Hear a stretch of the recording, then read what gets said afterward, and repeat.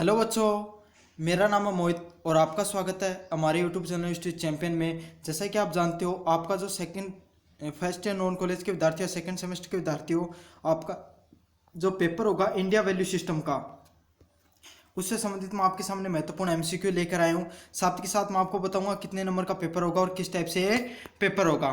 तो सबसे पहले अपन बात कर लेते हैं। इससे पहले आप चैनल को सब्सक्राइब कर दीजिए और वीडियो को लाइक कर दीजिए। तो जो ये पेपर है, ये टोटल आपका 50 नंबर का होगा, मतलब 50 मार्क्स का होगा नॉन कॉलेज वालों का। ठीक है, रेगुलर वालों का ये पेपर होगा 40 नंबर का थ्योरी का, प्लस 10 नंबर का आपका इसमें इंटरनल एग्जाम होगा। इस एग्जाम को पास करने के लिए आपको टोटल कितने नंबर चाहिए? 20 नंबर चाहिए नॉन कॉलेज वालों को। और जो रेगुलर वाले विद्यार्थी हैं, इनको 16 नंबर तो चाहिए थ्योरी के पेपर में और 4 नंबर चाहिए इनको इंटरनल एग्जाम में पास होने के लिए। ठीक है, तो ये कुछ इस प्रकार से इसको बांटा गया है। कुछ इस प्रकार से इसमें नंबर चाहिए आपको पास होने के लिए। तो अब साथ के साथ ये जो आपका एग्जाम होगा वो कितने देर का होगा? 1 घंटे का आपका टोटल एग्जाम होने वाला है। एमसीक्यू टाइप एग्जाम होने वाला है। और पिछली बार जो पेपर आया था इंडिया, वो इंग्लिश मीडियम का आ गया था, लेकिन ये हिंदी मीडियम में आएगा, तो आप इसकी फिक्र मत करना ज़्यादातर। पहला क्वेश्चन है, दर्शन शब्द का शाब्दिक अर्थ क्या है? तो दर्शन शब्द का शाब्दिक अर्थ क्या होता है? ज्ञान का प्रेम, है ना। तो ज्ञान है, उससे किसी भी चीज का प्रेम करना ही क्या कहलाता है? दर्शन शास्त्र कहलाता है। अब साथ साथ मैं एक चीज और बता देता हूँ, अगर आपको पीडीएफ डाउनलोड करनी है तो मैं मेरे टेलीग्राम चैनल है, उसका लिंक दे दूंगा कमेंट बॉक्स में, वहां पे डाल दूंगा, वहां पे जाके सभी एमसीक्यूज आराम से पढ़ लेना।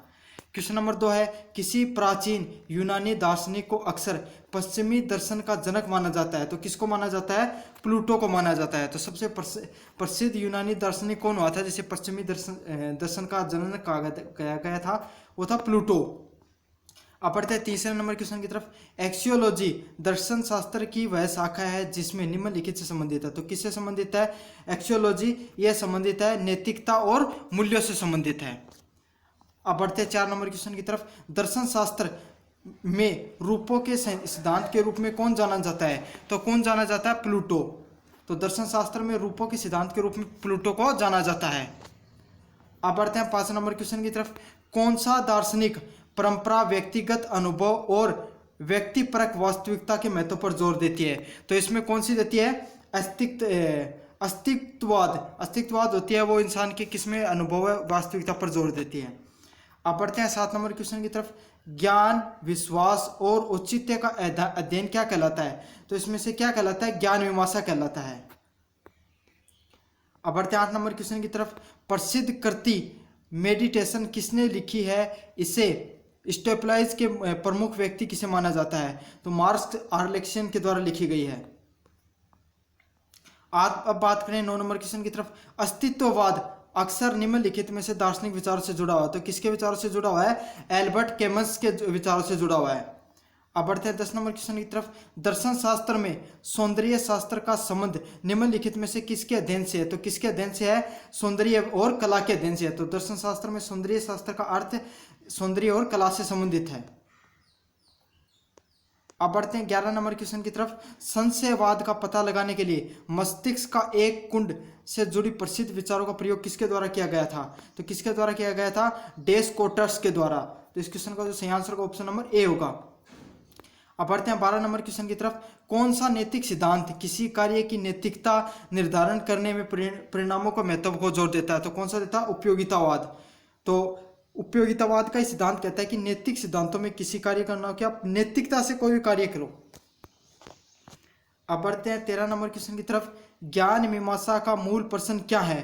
तो ज्ञान मीमांसा का मूल प्रश्न क्या है? हमें कैसे पता चलेगा? तो ज्ञान मीमांसा का अर्थ यह होता है कि किसी भी चीज के बारे में हमें कैसे पता चलेगा।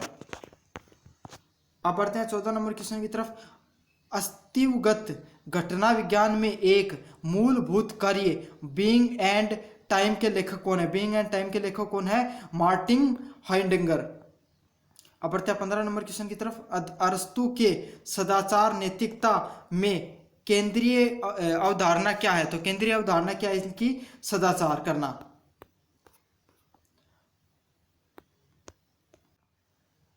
अब बढ़ते हैं 33 नंबर क्वेश्चन की तरफ। कौन सा नैतिक सिद्धांत कार्य की अंतर्निहित अच्छाई और बुराई पर ध्यान केंद्रित करता है। तो कौन सा करता है? धर्मशास्त्र होता है वो किसी भी कार्य के अंदर अच्छाई व बुराई पे ध्यान देता है। अब बढ़ते हैं 34 नंबर क्वेश्चन की तरफ। इस विश्वास का वर्णन करने के लिए किस शब्द का प्रयोग किया जाता है कि मूल्य व्यक्तिगत व सांस्कृतिक दृष्टिकोण पर निर्भर करता है? तो कौन सा करता है इसमें से? सापेक्षवाद। अब बढ़ते हैं 35 नंबर क्वेश्चन की तरफ। उपयोगितावाद के अनुसार नैतिक रूप से सही कार्य वही है जिससे में क्या होती है? समग्र खुशी और आनंद अधिकतम करता है। मतलब कोई भी कार्य को करने में आप बहुत ज्यादा खुशी मिलती है तो वही कार्य क्या है? नैतिक कार्य है। अब बात करें 36 नंबर क्वेश्चन की तरफ। कौन सा दार्शनिक नैतिकता में स्पष्ट अनिवार्यता की अवधारणा से जुड़ा हुआ? तो कौन सा जुड़ा हुआ है इसमें? Immanuel Kant. तो इमैनुअल कांट है वही दार्शनिकता से जुड़ा हुआ है।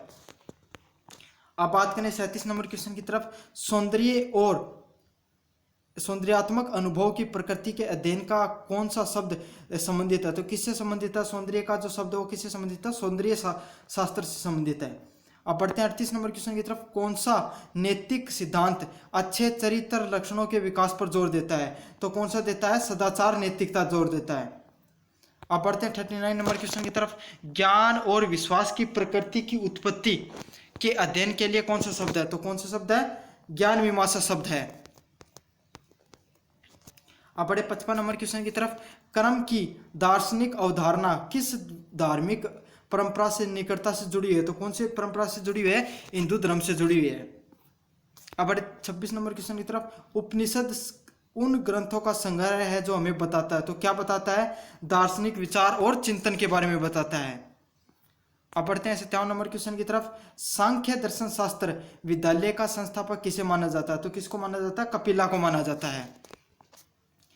अब बढ़ते हैं अगले नंबर क्वेश्चन की तरफ। भगवत गीता किस महाकाव्य हिंदू ग्रंथ का हिस्सा है? तो किसका कौन से ग्रंथ का हिस्सा है? महाभारत का हिस्सा है। अब बढ़ते हैं 49 नंबर क्वेश्चन की तरफ। दर्शन के न्याय विद्यालय में मौलिक अवधारणा क्या है? तो मौलिक अवधारणा क्या है? प्रमाण। अब बढ़ते हैं 62 नंबर क्वेश्चन की तरफ। किस भारतीय दर्शन शास्त्र को तत्व चिंतामणि नामक तार्किक ग्रंथ के लिए जाना जाता है? तो किसको जाना जाता है? नागार्जुन नामक ग्रंथ को जाना जाता है। आगे बढ़ते हैं अगले नंबर क्वेश्चन की तरफ। भक्ति का दर्शन जोर देता है। तो भक्ति का दर्शन किस पे जोर देता है? व्यक्तिगत दर्शन के प्रति प्रेम व भक्ति के ऊपर जोर देता है। अब बढ़ते हैं 77 नंबर क्वेश्चन की तरफ। वैशेषिक दर्शन शास्त्र विद्यालय के संस्थापक है। तो कौन है? कणाद है वो संस्थापक रहे हैं। अब बढ़ते हैं 78 नंबर क्वेश्चन की तरफ। बौद्ध धर्म में निर्वाण शब्द का तात्पर्य। तो निर्वाण शब्द का तात्पर्य क्या है? पुण्य जन्म के चक्कर से मुक्ति प्राप्त करना। तो निर्वाण का अर्थ होता है कि आपको बार बार जन्म लेने के चक्कर से मुक्ति प्राप्त करना। अब बढ़ते हैं 40 नंबर क्वेश्चन की तरफ। सांस्कृतिक सापेक्षवाद के अनुसार नैतिक मूल्य है।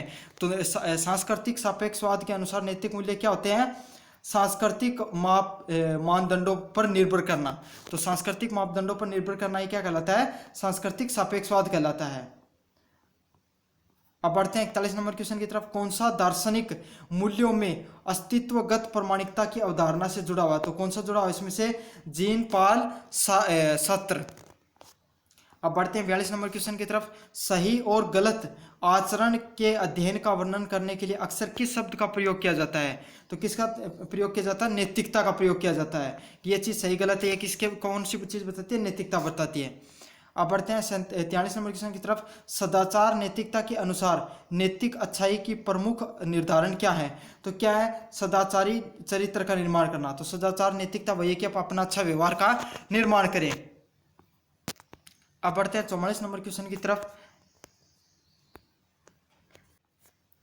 नैतिकता में इस विश्वास के लिए क्या शब्द है कि संदर्भ में परवाह किए बिना कुछ कार्य स्वाभाविक रूप से सही व गलत है? तो निरपेक्षता कहलाती है कि कोई भी कार्य सही व गलत है ये किस चीज पर निर्भर करता है? निरपेक्षता पर निर्भर करता है। अब बढ़े 48 नंबर क्वेश्चन की तरफ। कौन सा नैतिक सिद्धांत किसी कार्य की नैतिकता के मूल्यांकन उसके परिणामों के आधार पर करता है? तो कौन सा करता है इसमें से? परिमाणवाद। तो नैतिक जो सिद्धांत होते हैं वो किसी कार्य की नैतिकता के मूल्यांकन और परिणामों किस आधार पर करता है? परिणामवाद के आधार पर। अब बढ़ते हैं 50 नंबर क्वेश्चन की तरफ। नैतिक सापेक्षवाद के अनुसार नैतिक मूल्य हैं। तो कौन से नैतिक मूल्य होते हैं? व्यक्तिपरक या व्यक्तिगत व सांस्कृतिक दृष्टिकोण पर निर्भर ही क्या कहलाता है, नैतिक सापेक्षवाद कहलाता है। अब बढ़ते हैं 51 नंबर क्वेश्चन की तरफ। भारतीय दर्शन के संस्थापक किसे माना जाता है? तो भारतीय दर्शन के संस्थापक कौन रहे थे? गौतम बुद्ध रहे थे। अब बढ़ते हैं 52 नंबर क्वेश्चन की तरफ। वेद हिंदू धर्म का सबसे पुराने पवित्र ग्रंथ हैं, किस भाषा में लिखे हुए हैं? तो किस भाषा में लिखे हैं? वेद संस्कृत भाषा में लिखे हुए हैं। अब बढ़ते हैं 44 नंबर क्वेश्चन की तरफ। प्राचीन भारतीय ग्रंथ योग सूत्र के लेखक कौन है? तो योग सूत्र के लेखक कौन है? पतंजलि हुए हैं। अब बढ़ते हैं 63 नंबर क्वेश्चन की तरफ। ये अगली यूनिट के प्रश्न है वो क्या है? धर्म के अनुसरण किसी व्यक्ति के बौद्धिक विकास में कैसा योगदान देता है? तो कैसा योगदान देता है? नैतिक तर्क और नैतिक निर्णय को बढ़ावा देने में धर्म बढ़ावा देता है। अब बढ़ते हैं 22 नंबर क्वेश्चन की तरफ। अर्थ की खोज किससे संबंधित है? तो अर्थ की खोज किससे संबंधित है? बौद्धिक कौशल और सफलता से संबंधित है। अब बढ़ते हैं 23 नंबर क्वेश्चन की तरफ। काम की खोज किसी व्यक्ति की भावनात्मक भलाई में कैसे योगदान देती है? तो कैसे योगदान देती है? कामुक आनंद व संतुष्टि प्राप्त करने में योगदान देती है। अब बढ़ते हैं 42 नंबर क्वेश्चन की तरफ। किस खोज में अक्सर भावनात्मक संतुष्टि और पूर्णता प्राप्त करने का साधन है? तो इसमें से कौन सा काम? काम। अब बात करें 13 नंबर क्वेश्चन की तरफ। पुरुषार्थ ढांचे में मोक्ष को आगे बढ़ाने का अंतिम लक्ष्य क्या है? तो मोक्ष को आगे बढ़ाने का अंतिम लक्ष्य क्या होता है? पुनर्जन्म के चक्र से मुक्ति प्राप्त करना। अब बढ़ते हैं 15 नंबर क्वेश्चन की तरफ।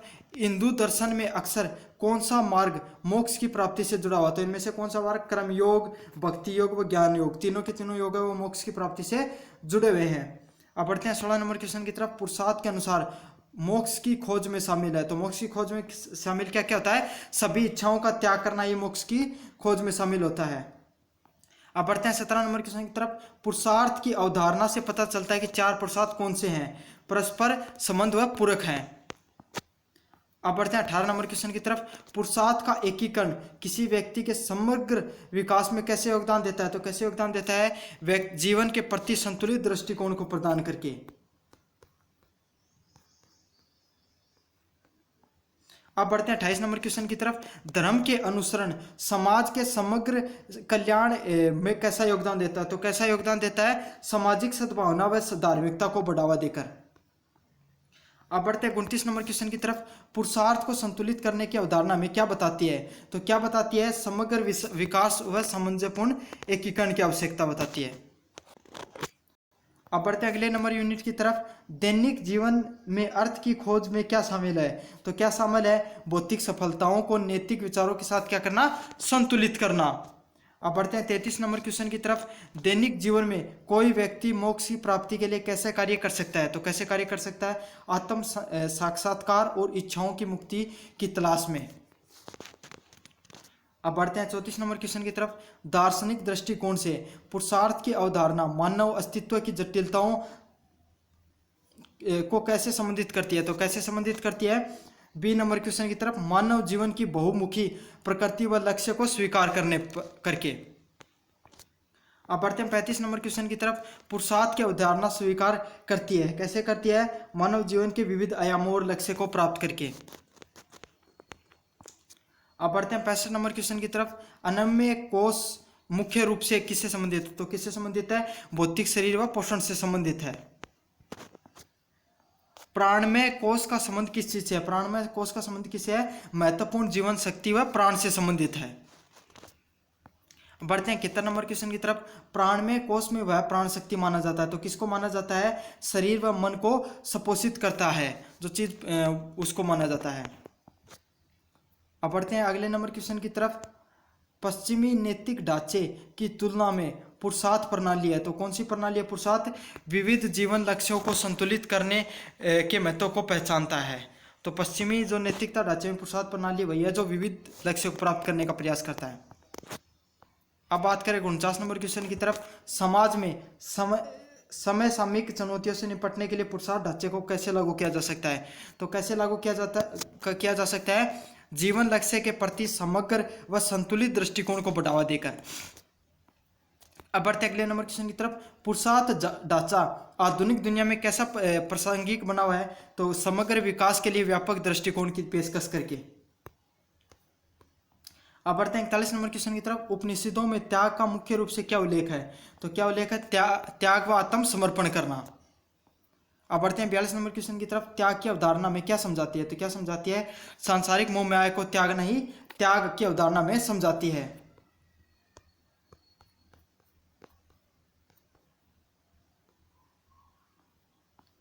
कौन सा उपनिषद समग्र जीवन के लिए त्याग और भोग की प्रथाओं में सामंजस्य स्थापित करने का मार्गदर्शन प्रदान करता है? तो कौन सा करता है? कथा उपनिषद करता है। अब बढ़ते हैं अगले नंबर क्वेश्चन की तरफ। दैनिक जीवन में कोई व्यक्ति जिम्मेदारियों से अलग हुए बिना त्याग का अभ्यास कैसे कर सकता है? तो कैसे कर सकता है? परिणामों के प्रति आसक्ति को त्याग करते हुए जिम्मेदारियों को पूर्ण करना। मतलब कोई भी व्यक्ति है वो परिणाम को नहीं ध्यान में रखते हुए अगर अपनी जिम्मेदारी को निभाता हुआ अपनी आसक्ति से दूर हो सकता है। अब बढ़ते हैं 56 नंबर क्वेश्चन की तरफ। संतुलित और पूर्ण अस्तित्व के लिए भोग की अवधारणा को दैनिक जीवन में कैसे लागू किया जा सकता है? तो कैसे किया जा सकता है? बिना आसक्ति के जीवन में सुखों को ध्यानपूर्ण आनंद लेना। अब बढ़ते हैं 52 नंबर क्वेश्चन से संबंधित। उपनिषद संदर्भ में त्याग का अभ्यास किसी व्यक्ति के आध्यात्मिक विकास में कैसे योगदान देता है? तो कैसे देता है? सांसारिक इच्छाओं व आसक्तियों को त्याग करके। अब बढ़ते हैं लास्ट नंबर क्वेश्चन की तरफ। उपनिषदों के अनुसार भोग की खोज से आध्यात्मिक ज्ञान कैसे प्राप्त हो सकता है? तो कैसे प्राप्त हो सकता है? बिना आसक्ति के जीवन में सुखों को ध्यानपूर्ण आनंद लेकर प्राप्त करके। तो ये थे महत्वपूर्ण प्रश्न इंडिया वैल्यू से संबंधित। इस पीडीएफ को डाउनलोड कर सकते हो, टेलीग्राम ज्वाइन कर लें।